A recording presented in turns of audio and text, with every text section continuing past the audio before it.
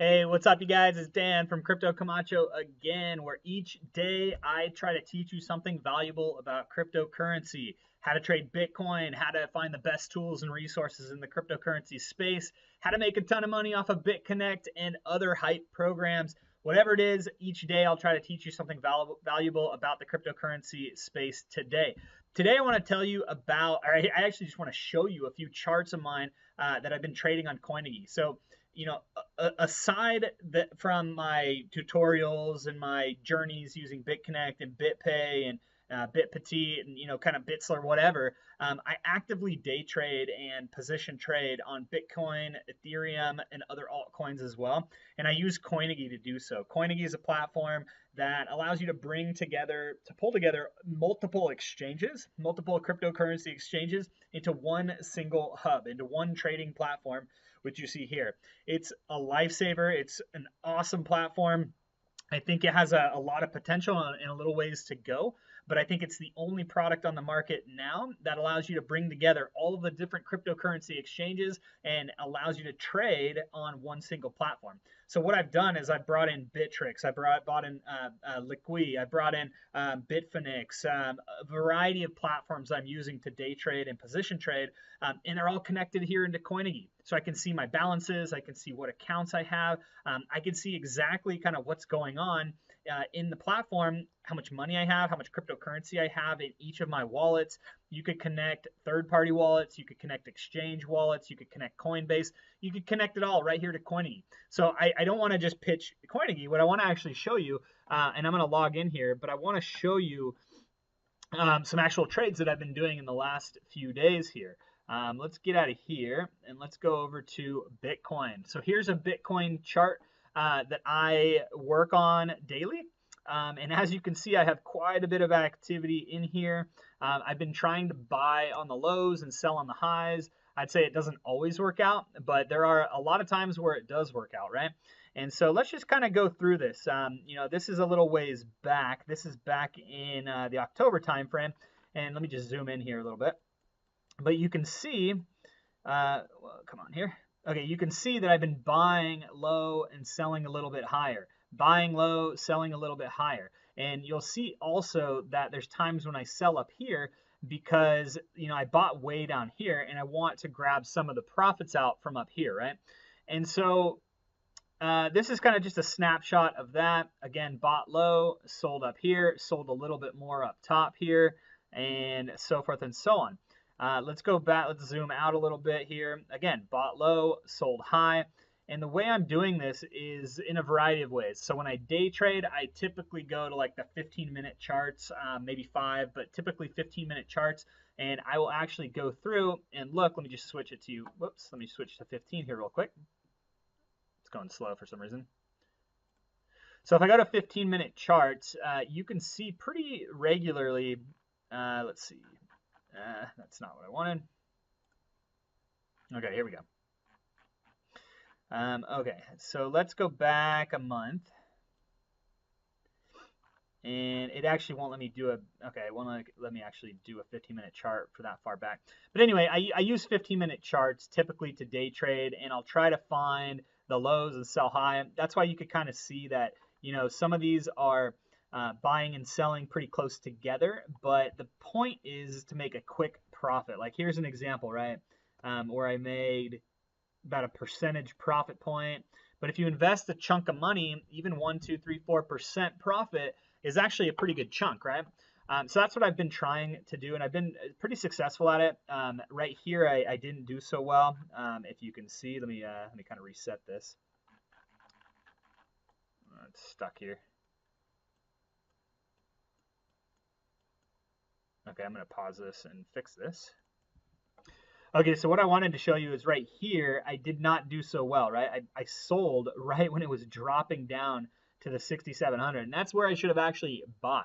But I was concerned that there would be a panic, right? Because we went all the way up to 7,600, right?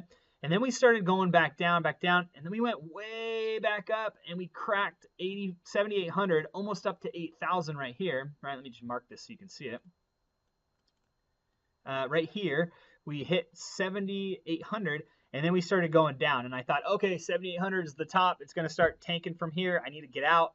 And I was unable to sell at the top all of my coins here, and so I sold some down here, only to see it rebound afterwards. So that was a bit of a not so fun, but you know, it happens. So one thing I wanted to also show you guys was the day of the announcement when they called off the Segwit2x hard fork for Bitcoin. When that happened, look at all these buys I did. It was on 11/11, I think, that this actually happened. And I have tons of buys, and the charts were bouncing up and down. They were literally going down here, all the way back up here, down here, all the way back here. And I was trying to get in as much as I possibly could. It was a little bit confusing, a little bit difficult because the prices were jumping around so much. But I put a couple of nice orders down here and was able to buy quite a few Bitcoin at the low point, and then I was able to sell some up here. I did buy a little bit up here as well, but it was so crazy that it was just super fun and super interesting to watch the whole thing unfold. But I'm continuing to buy as things climb. And one thing I want to call out to you guys is anytime a base breaks, I think I've told you guys about this before, anytime a base breaks, you want to buy when it's down at the bottom because then there's going to soon be a bump up.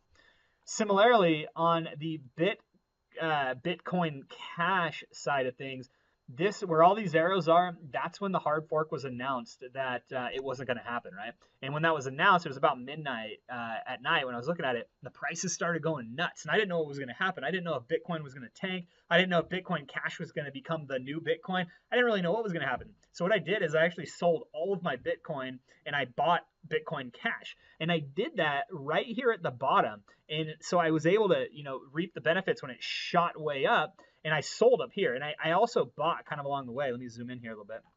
I was buying and selling just frantically, kind of on all exchanges, on Bitcoin Cash, even on Ethereum a bit, which I'll show you in a minute. So it's kind of fun. And if I jump over to the Ethereum chart, again, same kind of deal. Ethereum tanked. Let me just zoom in here and scroll over. So Ethereum, this was the day. You see all the arrows. It was on the 11th, November 11th.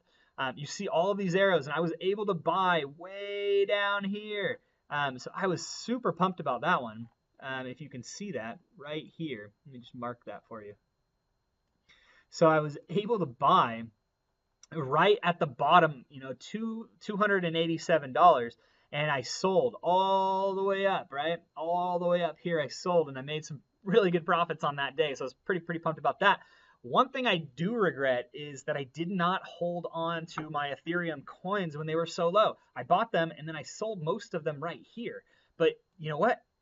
Look at how high it's gone now. It's now 332. So if I would have held my coins, right, from down at the bottom when I bought it all the way up to 332, that's a 15% gain, right? That's a big gain. If you have a couple grand in there, you know, buying Ethereum, that would have been a very good gain. But I missed that, unfortunately. But I'm not too disappointed because I did end up with some profits. I ended up, you know, 5-10% over and over and over.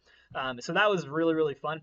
And I wanted to just show you these charts because these hard forks are crazy. I mean, they're going crazy, right? There's been a Bitcoin Gold hard fork. There's been a Bitcoin Cash hard fork. There's been a Segwit hard fork, the #1. There's been an Ethereum Classic hard fork.